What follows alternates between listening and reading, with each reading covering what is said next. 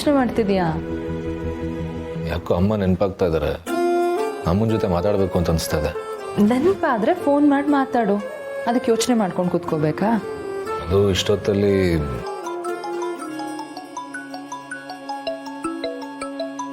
ನೋಡು, ಅಮ್ಮನೇ ಫೋನ್ ಮಾಡ್ತಾ ಇದ್ದಾರೆ.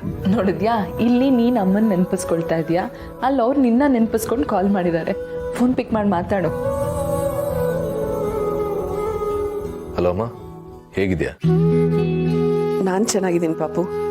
ನೀನು ಹೇಗಿದ್ಯಾ? ಮೆಡಿಸಿನ್ ತಗೊಂಡ್ಯಾ? ತುಂಬ ನೋವಿದ್ಯಾ? ಪರವಾಗಿಲ್ಲ ಅಮ್ಮ, ಒಂದು ಚಿಕ್ಕ ಗಾಯ ಅಷ್ಟೇ, ವಾಸಿ ಆಗದ್ ಬಿಡು. ಊಟ ತಿಂಡಿ ಕರೆಕ್ಟಾಗಿ ಮಾಡು, ಹಾಗೇನೆ ಆಯಿಂಟ್ಮೆಂಟ್ ಹಚ್ಕೋತಾ ಇರು. ಆಯ್ತಮ್ಮ, ಸಿರಿ ಇದಳಲ್ಲ, ನೋಡ್ಕೋತಾಳೆ. ಹೌದಲ್ಲ, ಸಿರಿಗೆ ಫೋನ್ ಕೊಡು. ಕೊಟ್ಟೆ. ಹಲೋ ಅಮ್ಮ, ಹೇಗಿದ್ದೀರಾ?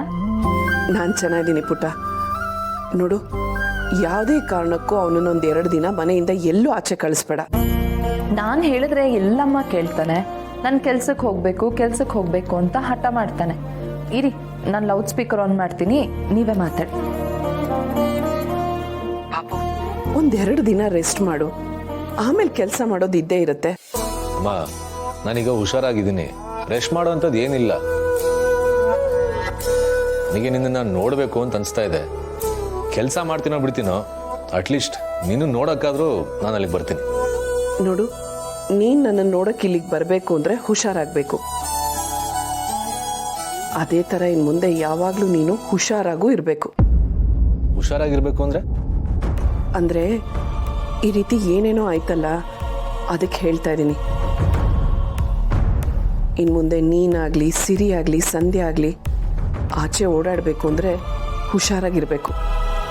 ಅಮ್ಮ, ನಾವೆಲ್ಲರೂ ಯಾಕೆ ಹುಷಾರಾಗಿರ್ಬೇಕು? ಹೇಳ್ತಾ ಇದ್ದೀನಲ್ಲ ಪುಟ್ಟ, ಗೊತ್ತು ಗುರಿ ಇಲ್ಲದೆ ಈ ರೀತಿ ಸಮರ್ಥ ಮೇಲೆ ಅಟ್ಯಾಕ್ ಮಾಡಿದ್ದಾರೆ. ಯಾರಿಗೂ ಯಾವುದೇ ಕಾರಣಕ್ಕೂ ಹೀಗಾಗಬಾರ್ದು, ಅದಕ್ಕೆ ಹೇಳ್ತಾ ಇದ್ದೀನಿ. ಮನೇಲಿ ಒಬ್ಬರು ಯಾರಾದರೂ ಎಡುವುದ್ರು ಮನೆಯವರೆಲ್ಲರೂ ಎಚ್ಚರವಾಗಿರ್ಬೇಕಲ್ವಾ? ಅಮ್ಮ, ನಾನು ಎಡವಿದ್ದಲ್ಲ, ಯಾರೋ ನನ್ನ ಮೇಲೆ ಕಲ್ಲು ಬೀಸಿದ್ದು. ಇರ್ಬೋದು, ನಾವೇ ಎಡವು ಬಿದ್ರು, ಯಾರೋ ಬೀಸಿದ ಕಲ್ಲು ನಮ್ಮ ಮೇಲೆ ಬಿದ್ರು ನೋವಾಗೋದು ನಮಗೆ ಅಲ್ವಾ?